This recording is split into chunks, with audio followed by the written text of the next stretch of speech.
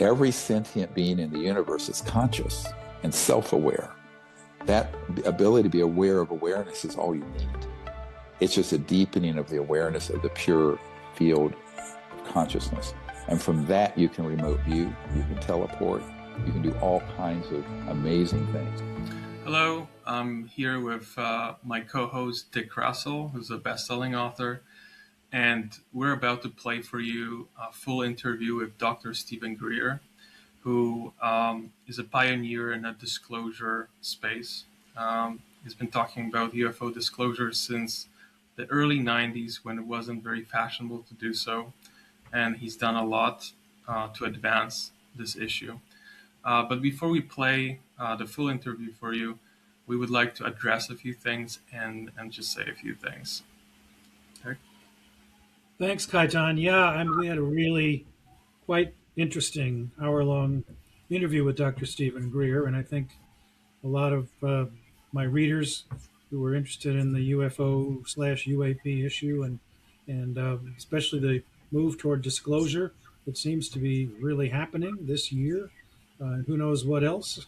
That it was exciting to hear what he said, and also, in part disturbing because what he sees going on with the disclosure movement is problematic in the sense of, who's putting out the information? Is it correct? Are we moving toward a situation where maybe we're going to be, considering aliens, quote unquote, as an evil force rather than the way he sees this, which is that they're benevolent, they're coming here to help us in a very difficult and fraught time, which I agree with, and I think you do too, Kai. But at the same time, I did a Substack recently about from the Los Angeles Conscious Life Expo that took place, and there was a panel of people who know a lot about this issue and have been studying it for years that were addressing the disclosure issue. And so I wrote about this and what they had to say, which I think, as an investigative journalist, is a good thing to do. Dr. Greer, took issue with some of the people and what they were saying, and pointed that out. And I think that he has every right to do that, even though I don't necessarily agree with his assessment of the various people on the panel. So that said, I think let's go ahead and let everyone take a look and hear what he had to say, because it was quite remarkable, a lot of it. Right. And I just want to say that if anyone wants to read the Substack that we all discussed with Dr. Greer, I'll put a link in the description of this video. All right, let's dive in. I'm Dr. Stephen Greer. This is the President's Briefing document. It is available at drstephengreer.com, redacted from sensitive names and certain tactical information, but it's substantially most of it, the 340 some pages. So I think that should be required reading for anyone interested in what's actually going on currently on the disclosure front with the White House and the Congress, because it's the first time I've ever made that available to the public. And the reason I have is because we know this is all pivoting to coming out in some form. So having founded the whole global disclosure movement in the 1990s, as you know, our big kickoff event publicly was on the 9th of May, 2001. And we're going to have our 25-year anniversary. So those of you who want to come, we're going to be doing an event in Washington. And, sign up for our newsletter and you'll find out what we're going to be doing on May 8th and 9th in Washington, D.C., because it'll be the 25th anniversary of that event. And of course, that event had around 800 million people see it globally and launched the modern disclosure era. I do want to address a few things in your last Substack, because there are some characterizations of some folks. I think we need to make a distinction between disclosure and the UFO subculture and politics, which new people to this space like yourself probably don't have an appreciation for, but I think it's important that you do as a journalist. So we're not involved in politics and sociology with the Disclosure Project. Very different thing here.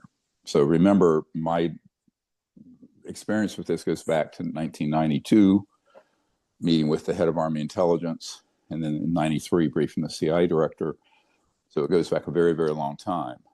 And people conflate ufology and ufologists with a serious study of the matter, and they're not related at all. It's sort of a club of hobbyists versus people like Paula Harris, like Michael Schratt, like other people who are doing amazing work all over the world, Ashton Forbes and others. And the rest of it is sort of a club, which is of really nominal significance. And I think it's important not to confuse those things, which your Substack does. For example, you call certain people, foremost in the disclosure movement, when they're not. There was no one on that panel who were foremost in it. And to the extent there were, for example, like Mr. Sheehan, who had been our attorney voluntarily for the Disclosure Project and was also one of our witnesses at the 2001 Disclosure Project, he ultimately left to get an advantage by representing Mr. Elizondo. And of course, that has flamed out very badly because, and I had warned him 6 years ago that Mr. Elizondo was a counterintelligence and disinformation operative whose purpose it was to hijack disclosure and move it into an incorrect direction. Primarily that the aliens are a threat, and also to very squarely cover up the fact that almost all the UFOs people are seeing, at least 80%, are man-made platforms from reverse engineered anti-gravity technologies out of the aerospace industry and CIA operations. So, and then of course there was the singular figure of Miss Linda Moon Howe, and I need to address this as a problem. She has been the primary purveyor of disinformation from the psychological warfare division of the CIA into the public through ufology on the myth of alien abductions and mutilations. So let's go back to the 1960s. One of the people that I got to know in the early 1990s was a wonderful and humble medical doctor, hematologist, pathologist named John Altshuler. And John Altshuler, Dr. Altshuler lived in Denver, and he was a very respected pathologist and hematologist. And when the Snippy the horse incident happened, which was the first documented animal mutilation, he was called into that and looked into it. And being a scientist and not a journalist like Ms. Howe or a ufologist hobbyist, he actually drilled down on it scientifically, which is what we do, okay? And what he discovered was that was completely a very high-tech human operation made to look alien. Now, he reached that conclusion. However, his research documenting that it was a real mutilation was taken by charlatans and disinformation operatives and spun into an alien harvest. So that was a book that she became very famous for. You can go back and look it up. And similarly, the abduction cults of the UFO subculture that evolved from the mainly 70s and 80s were part of a CIA PSYOP operation. And I'm not saying everyone involved in that subject were operatives for the CIA, but the number of them were, or they were operatives of people who were working with a global organization whose purpose it was to, I'm quoting now, the Crown Prince of Liechtenstein, when he told me personally in July of 1994 that they very much needed to convince people of an alien marauding threat in order for the public to sacrifice in blood and treasure, and I am quoting, and have an interplanetary war with the aliens so that Christ would return in an Armageddon-like conflagration, okay? So these are not for debate. These are facts from my meetings with people in those organizations for 30-some years. That meeting with the Crown Prince of Liechtenstein was in almost 32 years ago. And so this is very well known in the senior intelligence circles, as well as now federal law enforcement, which is looking very heavily into the criminal aspects of these abuses. The use of advanced UFOs by men in operations to abduct, to mutilate, to torture, to human traffic, to drug traffic. So the entire zeitgeist of the UFO mainline subculture, while there are many good people in there, although you never hear from them, the ones that you do hear from are mainly the ones that have been pushed to the forward because they are carrying a message that will result in an interplanetary conflict.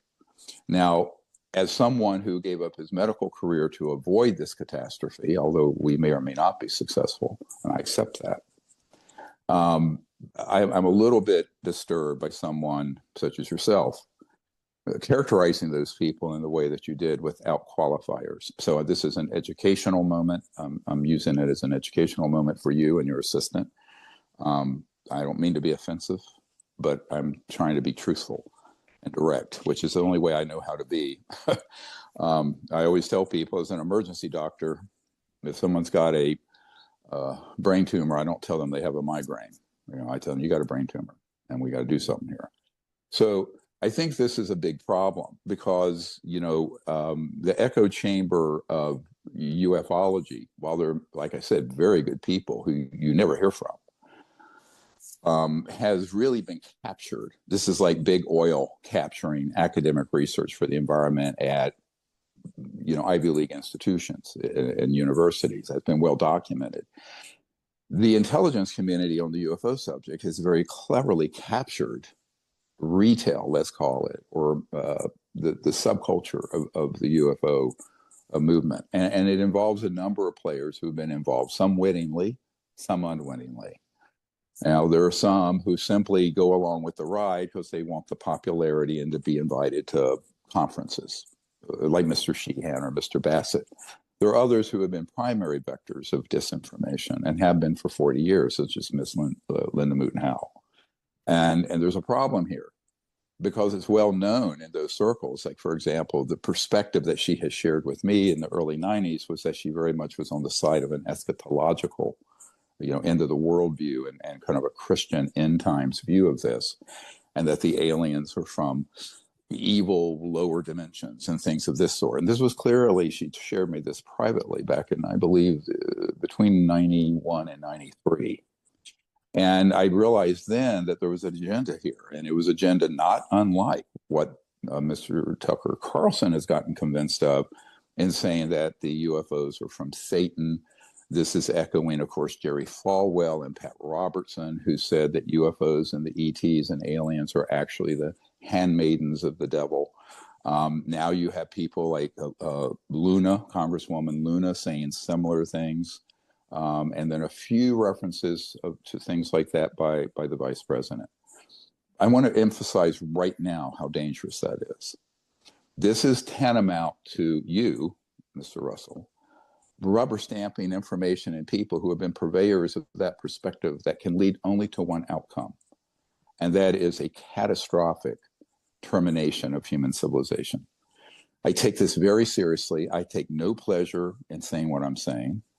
But it's time, because of the order given by the president and Mr. Hegstaff, who's very busy right now with Iran, will have to come up with what he was ordered by the president. And we can talk about that next. But I think that we have to begin to clean up our act. And I think we have to get serious. And personally, I am careful not to associate with people who rubber stamp and put out to the public a commingling of myth and fact, which is designed to push humans towards an inescapable conclusion that there is a threat out there that we need to fight against, and therefore it is a military solution or a holy war solution. We're trying to roll up the theocracy of Iran. Do we really want to roll out a new global holy war against aliens? Well, this is where this is going with people like Miss Linda Moulton Howe and now Miss Luna, unfortunately. So, and I think we have to look at this and take a step back and realize words matter. A lack of discernment, which has been shown in that Substack that you wrote, is very worrisome at this point in the amount of time I've shared information with you. And I think that it's something that has to get addressed, because if it isn't, I don't think it's like, forgive them, they know not what they do. I mean, there are huge consequences to putting that kind of stuff on the street, saying that this is an eminent researcher, when in fact, that person has put out provable false information.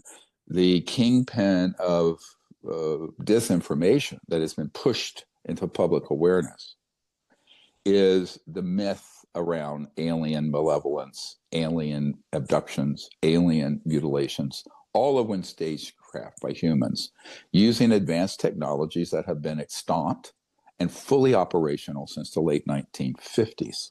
So this sort of stagecraft, which if you were to take it at face value, which is how it's presented, right?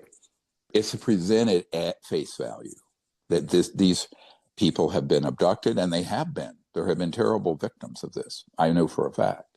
But it's not non-human intelligence doing it. It's a psyop trying to convince people of this so that it lays the foundation for people to hate and be afraid of something so that they will accept war. Now, Werner von Braun warned us of this. I'm trying to connect some dots for you as a new person in this field, and who has, great respect in other, journalistic and research circles, to kind of warn you off from the path that you've gone down in that Substack. Stephen, thank you I can first begin by saying that I have great respect for you and what you've done as the pioneer, really, of the disclosure movement. And yes, I'm relatively new to this in terms of direct research, and I want it to be accurate. And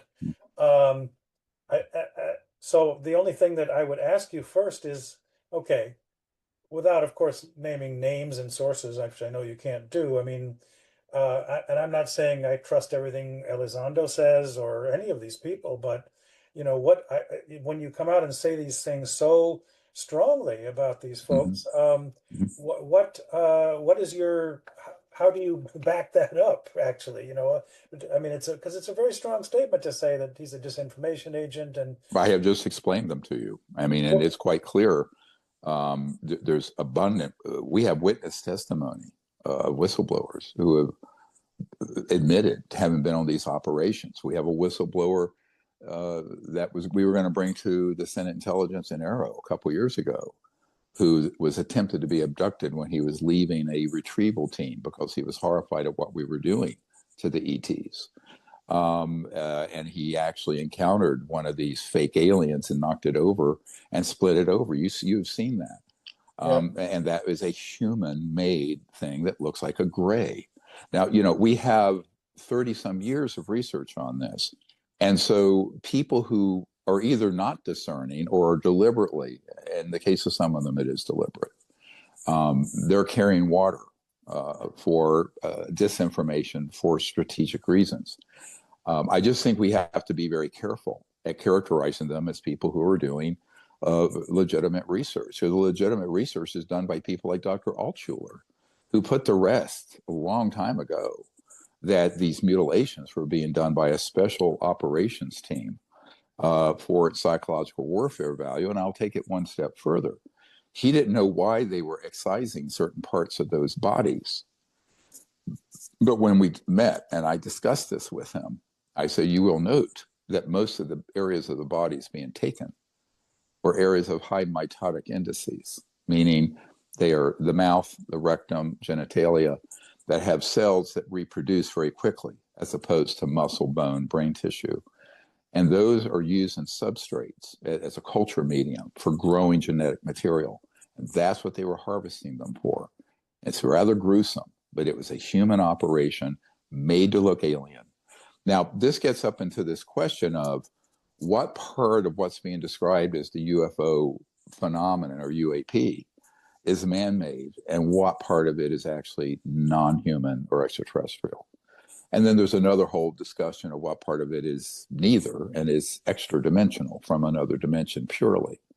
Now, first of all, no one's even asking those questions. And it's very much important to the agenda of this transnational criminal organization that wants to have endless war. We roll up the wars on this planet, now let's have one in space. So that agenda can't happen unless there's an enemy. So they must create one. And that is exactly what they have methodically been doing for decades. Now, we have to be wiser than to fall for that nonsense and buffoonery. And if we don't, now, someone new to the subject who thinks research is, no offense, hearing fourth-hand stuff from people like on that panel, that's not research. Research would be going to the principles and finding the whistleblowers and the direct people. And so I think we have to make a distinction between repeating things from the echo chamber as opposed to doing serious research. So I know I'm coming on a little tough here, but that's what I've done and the people on my team do. And it's a serious operation. And I think, however, the commingling of serious information at this time with the mythology that's been concocted by psychological warfare operations for 60, 70 years is not going to come out well and is actually dangerous. And this is why I'm wanting to make this distinction. Okay.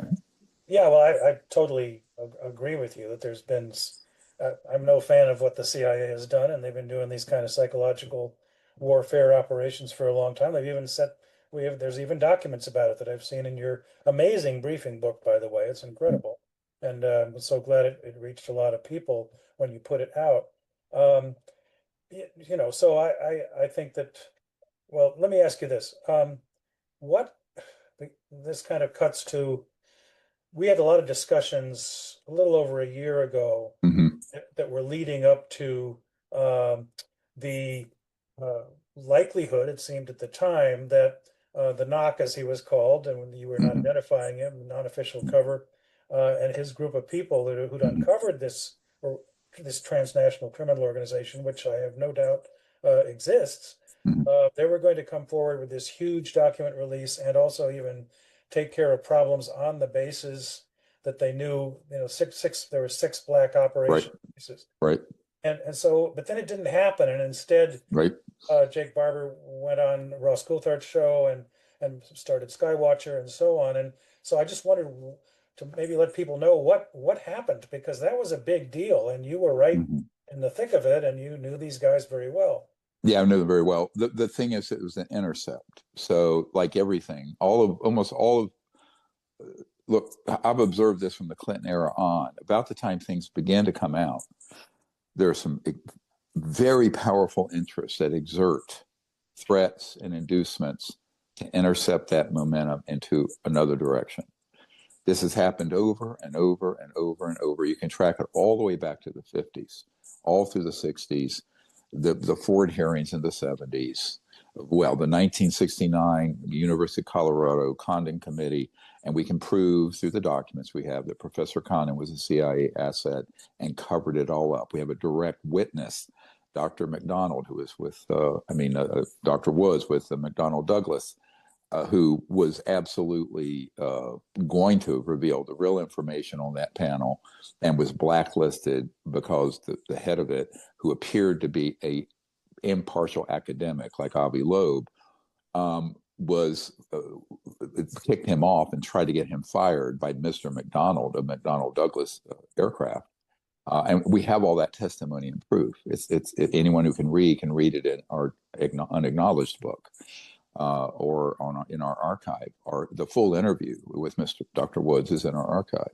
Now, so people say they do research. I go, well, how much have you mastered the material that we have put out from these firsthand things to document this? So the question is what's going on now? Will this also be hijacked? So what happened with Jake and that team, they were kind of gaslit, but also moved into doing it the way they did, and then withholding all that information because they were convinced it would be catastrophic to release it. I said, no, catastrophic is not releasing it and expecting the national security state to allow it to come out through channels. So we have a blockchain system, as you know, that we had built at great expense to hold that so it could never be removed from the public domain. But that never happened because he got convinced to withhold it. Now, I won't say too much detail except the fact that that initiative is back on track going through channels that I'm aware of, right? And we'll see what comes of it. But this has happened over and over again. You know, President Clinton got very close to being able to get to the bottom of this, and it got submarined and threatened. And the team he had put together, the Team Red, had been completely wiped out or absorbed into these illegal programs. So, you know, this has gone on for a very, very long time. And here we are in 2026 with an executive order essentially from the president mandating that the Secretary of War, Mr. Hegseth, get to the bottom of this and release any and all files. Well, first of all, we know that's not going to happen, most likely. But we have to hope that most of it will be, at least the things that don't unveil technologies that could be weaponized by our enemies. But I think this gets into a whole discussion of how that is evolving and why right now is not the time to engage in retail ufology buffoonery, because the amplification of those 70 years of disinformation and that narrative, the narrative of the evil aliens and the good aliens. Now, remember how racist it is. The good aliens were always tall and white and look like you're from Norway. And the ones that are bad always look like some other race or species, right? Yeah. So you know, the whole UFO subculture is really sort of a racist, it's a red herring. They play on these images and fears that humans have of other, you know, the other fear, whether it be an other race, or other gender, or other sexual orientation, or other culture, or other religion, just make the list. But the big one they've been playing on through the retail UFO subculture is this fear of other species. And this is very easily done because humans are easily triggered due to our thousands of years history of conflict based on ethnicity, race, war, isms of all types, and what have you.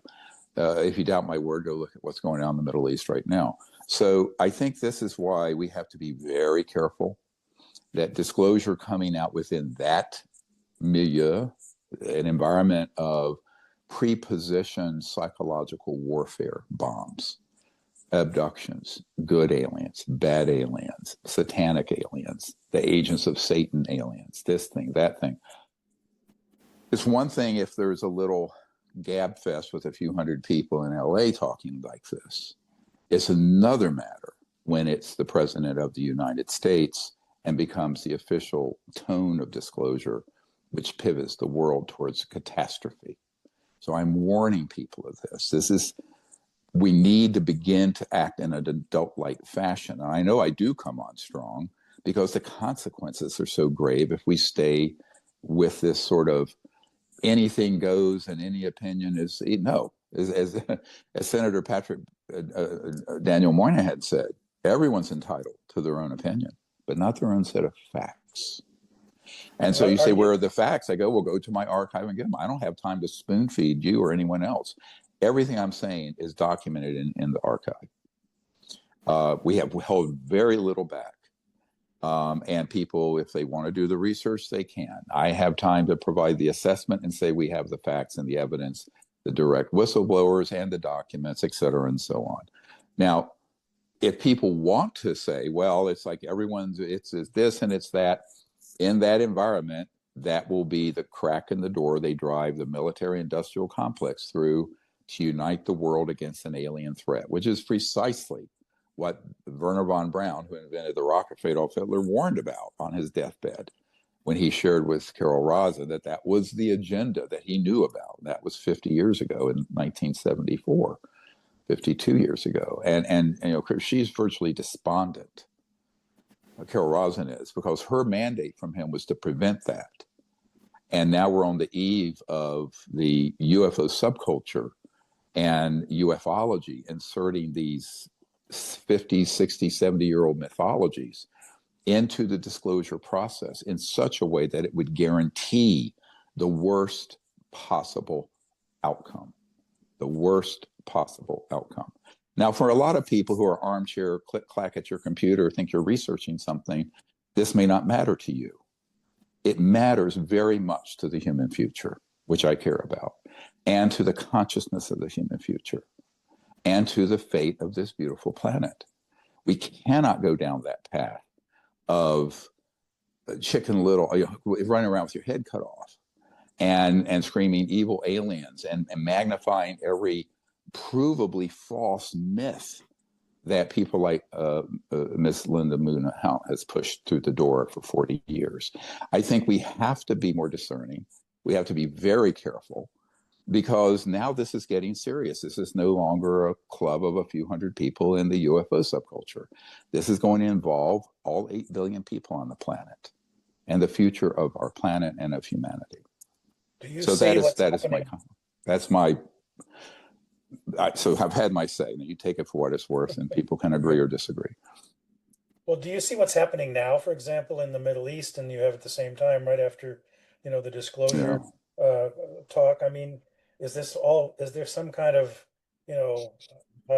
plan that's actually looking toward, well, you've called it a false flag operation many times, and Yeah. we don't have to go through all of that, but I mean, what do you, do you think that President Trump's promise of disclosure, I mean, you've gone through some of it here, but is there anything to it? Is there anything we can be doing to move this ahead? I'm asking a couple questions at once, but go ahead. Well, let's unpack that one thing at a time. First of all, his public response was triggered by President Obama making the comments. Now, that is not understood what he said. So let me give you context. Back when he got elected, the man that he tapped to help put together his administration was John Podesta. And John Podesta had been chief of staff for Bill Clinton and was very aware of the UFO issue after we had provided materials to the CIA director and to Mr. Clinton. They started digging into it, and then they were blocked. So Mr. Podesta then, someone who worked with him came to me, and I gave him the President Obama's briefing document. So what Mr. Obama said, and President Obama was very truthful, actually, but very lawyerly. He's a lawyer. I'm an emergency doctor. I tend to be more direct and blunt, right? Like it or not, it's just the way it is. And I don't have time to mince words and play those mind games. But Mr. Obama very clearly stated he knew the aliens existed, but he never was able to see anything directly as president. And he knew. Now, what does that mean? Well, it means that the materials that we had put together and provided got him far enough that he was able to confirm there's smoke, and I know that it's there. But being the commander-in-chief and the chief executive and the president did not get him access to these illegally run programs, which has been the case for every president since Eisenhower was shut out in the late 50s. All right. So this little quiet coup d'etat or decapitation of the legal constitutional U.S. government happened that long ago. And I think Mr. Obama was being very truthful. And then towards the end, he said, well, if there are things out there and then there really is a vast conspiracy. And he sort of giggled. Mm-hmm. He giggled nervously because he knows that is the case. Now, the one thing that may have caused Mr. President Trump to say he shared something that should have been classified wasn't so much that he thought aliens exist, because he did not get that through channels. But I don't think Mr. Trump knows that. He got that through an external group, such as us, the Disclosure Project. Now, the problem is, and that nuance is important, did you get it through your official capacity as the office of the president or elsewhere? If it's elsewhere, it's not classified, because everything I can share is unclassified because we have declared those programs, and Mr. Sheehan agrees with this, that those are unconstitutional programs a priori. The National Security Act is null and void. You can stamp top secret all you want, but if it's being run illegally outside the oversight of the Congress oversight committees and the president, it is unconstitutional. In fact, it's treasonous. So, and that is what we have come to the conclusion. And by the way, law enforcement in the United States has come to that conclusion now. I can say that for a fact. Now, which is important. So now let's talk about the other thing he said, and that's at Area 51, there's nothing there. Oh, that's true. Area 51 is sort of a deception. Ages ago, that facility in the Nevada test range, 50s, 60s, heyday of that whole operation, 50s, 60s, maybe 70s. Area 51 was important. Now they've moved to other locations, right? Now that part of it, I know, but I would suspect very few people do, and that some people consider sensitive classified information. Because where it moved to was Area 52 and 53 and 54 and the Northern Nevada test range and up by Groom Lake. And that's where our assets are. They're way up there. They're not there in the Area 51 sector, because the Area 51 is just a sector on a grid on a map, by the way. So, so I think when he said that, that might have been on the edge, but even that we have put out publicly and said for some time, if people follow very carefully what we're disclosing operationally, and so he was very truthful. President Obama was very truthful, and believe me, I'm very nonpartisan, but I'm saying he did not say anything false there when he said that I know they exist, because you learned that through external, not through the chain of command. But that he never got access. So he was telling the truth. Now, that triggered President Trump to say, because my understanding is that he felt like, since there were many things many operations going forward in the intelligence community and military and White House and Congress that the public does not know about, that we've been working on for disclosure, I think he felt that President Obama jumped the gun and was trying to outdo him and jump forward. And so that triggered, because, presidents are very competitive about their legacy and all of this. I understand the psychology of that. And he therefore made that comment on Air Force One, where he said, oh, well, he shouldn't have said that. And, he could be in trouble for some of it.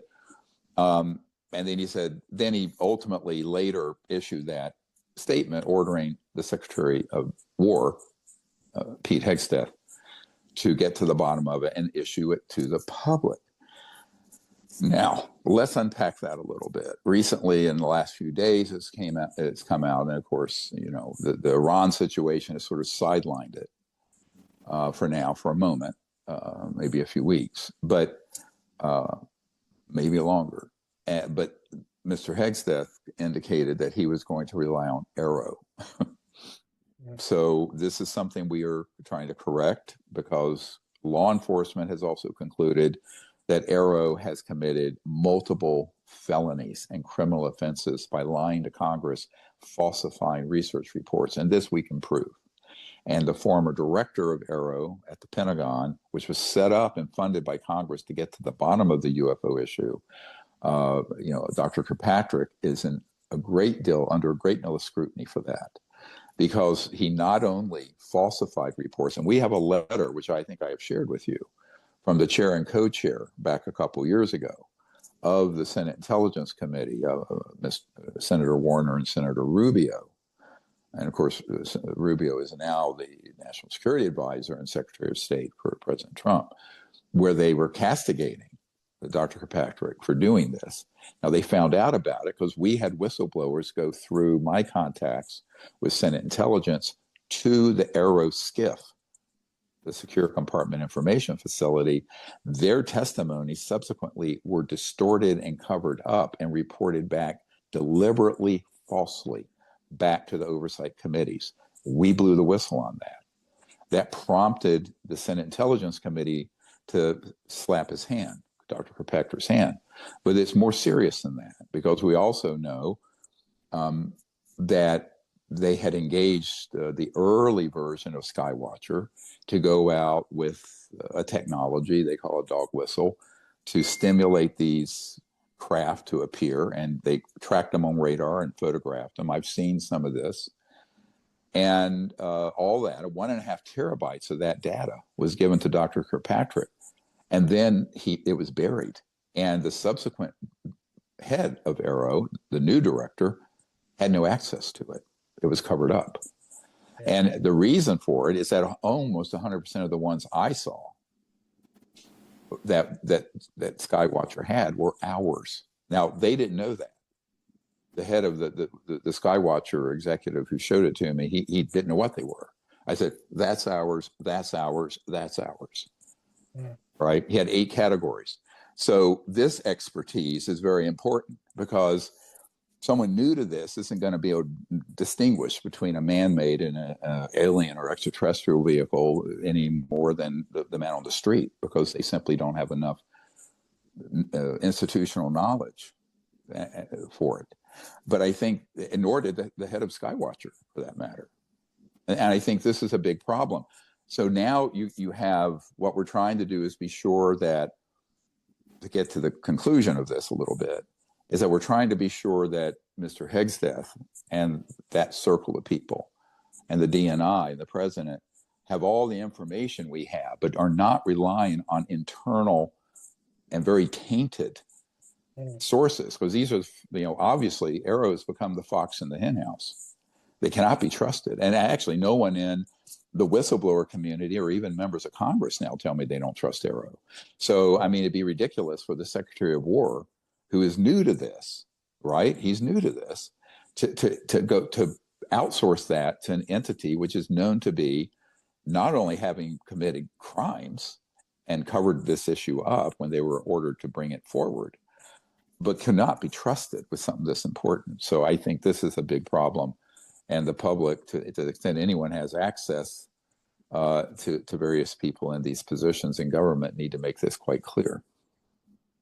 Yeah, and there's some very strange things going on and have been for a while. But yep. Right now, General McCasland yep. has disappeared, and he was very involved for years with Wright-Patterson Air Force Base. Mm-hmm. Apparently went to a researcher back in 2016, and brought a bunch of people together to talk about the UFO issue. Mm-hmm. Yeah. He's gone somewhere. He's vanished.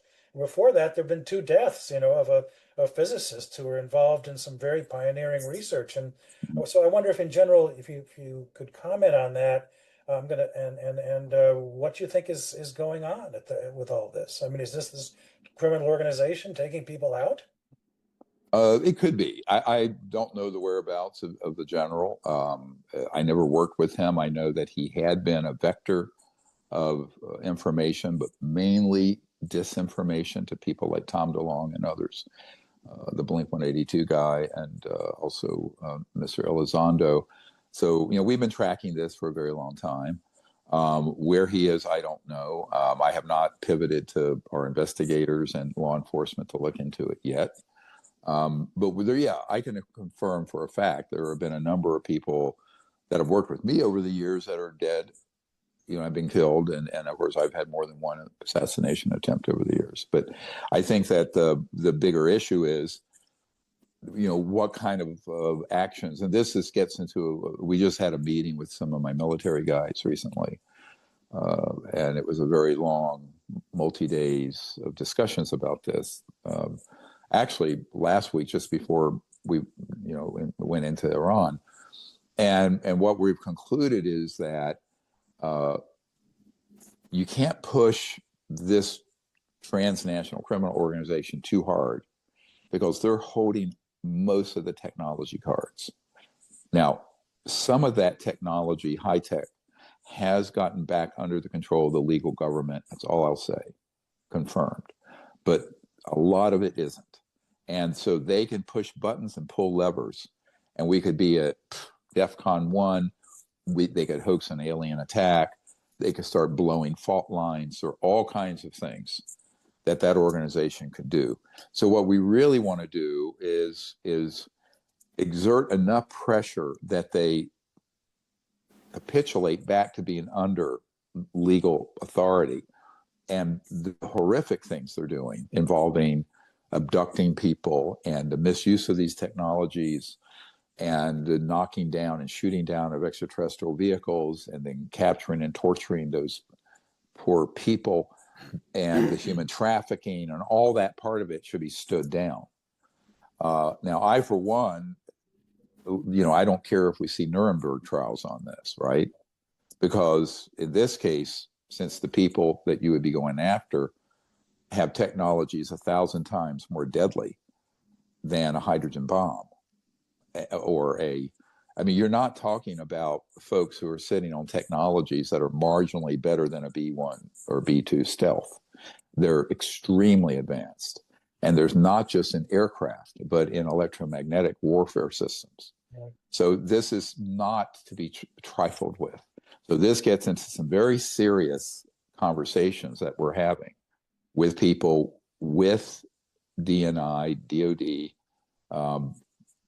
White House and others, and a couple of very astute people in the Congress that I don't want to name. They're certainly not Miss Luna because she's gone completely into the ditch at this point. Whether that's salvageable is to be determined.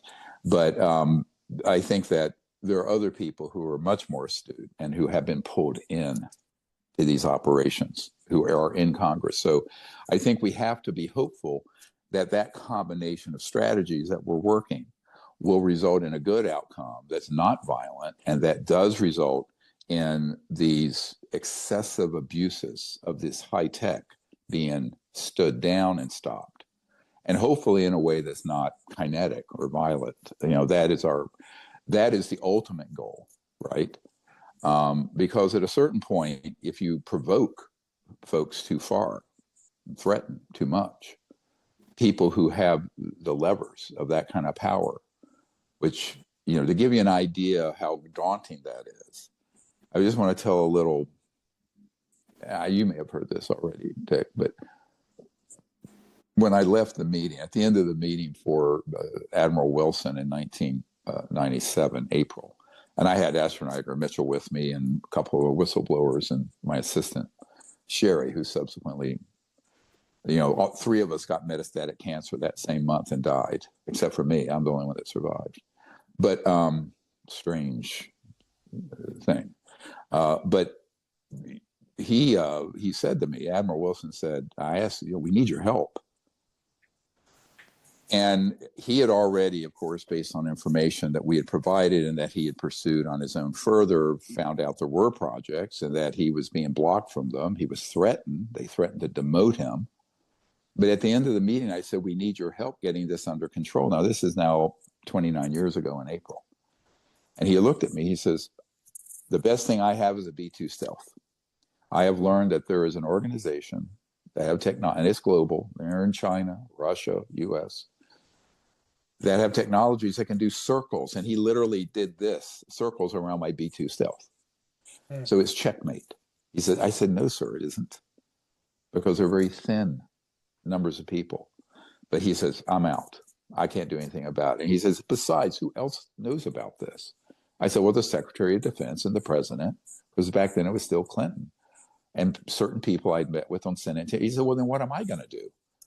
I'm a Rear Admiral, right? And you've already been to the director of the CIA and the president's people and Senate intelligence people, et cetera. I said, yes. But so now you can hear sort of a little bit of the frustration in my voice because that was 29 years ago. And here we still are. And it still comes up in conversations that are private. And that is, my God, what do we do?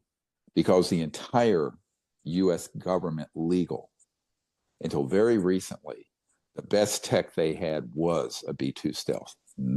This is changing. There is good progress there if it can stay on a positive track. That's all I'm going to say. So there is good progress, but boy, there is a lot of road between here and this coming out properly. And the last thing we need is the scaremongering and disinformation that's embedded in human consciousness for the last 70 years to keep getting pushed forward to, let's call them low information new people like Miss Luna and others. This is very dangerous, and this is not a time for amateurism. It is a time for expertise. And I'm not going to pull punches on the fact that the team I'm working with are the global experts, not a confab at Conscious Life Expo. So there, I mean, I'm just trying to be clear what the stakes are here and why this matters. And the false equivalency that goes on with this is not helpful. I mean, I always say, would you go to the corner down there, ask that hobo what to do about your brain stem tumor in your brain? Or do you want to talk to the best neurosurgeon in the country? Right? Yeah. Just think about it. I have a question, if I may. Sure. Something that's related, actually. Do you see any signs that the ETs, the real ETs, the benevolent ETs, would come out openly and declare themselves in order to derail the fake alien invasion psyop? Is there any sign that The only time there would be an intervention at that level, and I wrote this in my 1991 white paper, the comprehensive assessment of the UFO ETI, extraterrestrial intelligence subject. And that went all through the CIA and aerospace industry in 1991. And actually, that's how Dr. Woods found me, of McDonnell Douglas back then. It clearly states, and this has not changed, is that kind of intervention, let's call it, or involvement overtly, would only happen in a worst case scenario. Global geophysical collapse or change, global thermonuclear or war along these lines, false flag. But that's a worst case scenario. What you don't want, that kind of intervention, because of the preconditioned psychological response of humans due to Linda Moulton Howe and abductions and mutilations and evil aliens and the reptilians and all the horrible things ascribed to ETs, would, if they were to do this unilaterally instead of a CE5, Close Encounters of the Fifth Kind, where we invite them diplomatically, it would be portrayed immediately as an alien invasion and tilt the whole world into chaos. And the media, BlackRock, CIA assets at BlackRock, and in the corporate world, in the media world, internet world, podcast world, like Joe Rogan, they will immediately pivot to an alien invasion and throw the whole world into chaos. That is the worst case scenario. And I said it in 91, and I'll say it again. The ETs are expecting us humans to fix the mess we've made.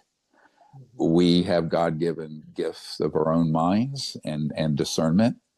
We have the ability to take collective action, and we should do so. And leadership.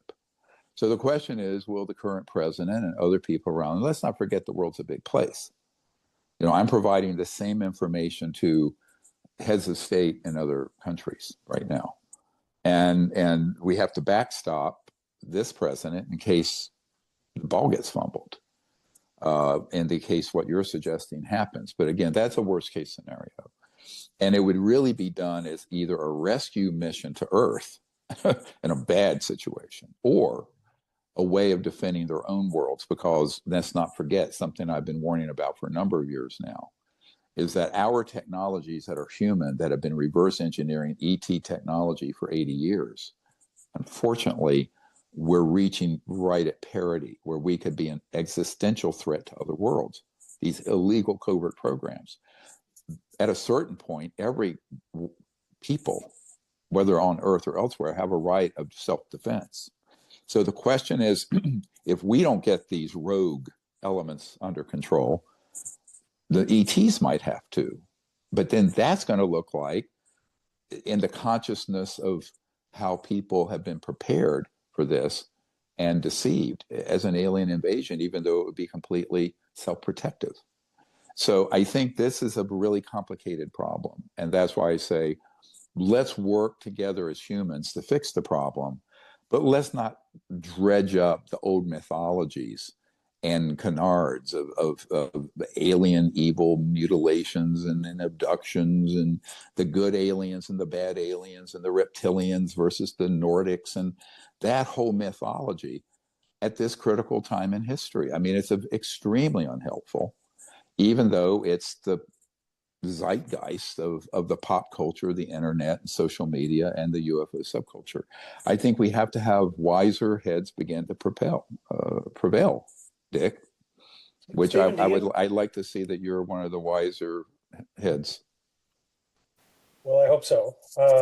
Do you, it makes me think, do you get, I mean, I know when you were young, you don't have to tell the story, but you had an encounter yourself, Yes. maybe I think more than once. And I mean, do you feel like now, are you still getting telepathic messages or however they come to you? Oh, yes. These benevolent, Yeah. beings that would All like the time. you Yeah. do. Yeah. That, Yes. Yeah. I know you probably don't talk about it much. No, I don't. It is not helpful because people, even with what I said that you said, well, where are the facts and the proof? It's in our archive, but nobody wants to read it. Something like that is even more impossible to prove. So there's no point in me talking about it. Yeah. But but you will find what I have said that would happen. What I said 30 years ago, 20 years ago, 10 years ago, 5 years ago, it's all happening. So I will just rest with that my track record speaks for itself. Ty, I'll let you ask another question or two because you haven't had a chance. Well, actually, I have unfortunately get to this other, and it's a live TV event in 9 minutes. Okay, we got 9 minutes then. Yeah. Okay. Ty, I guess Ty, a quick one. I feel like in this whole equation, C5 plays a huge part. It's huge. It's a big role because it somehow allows people to actually make contact.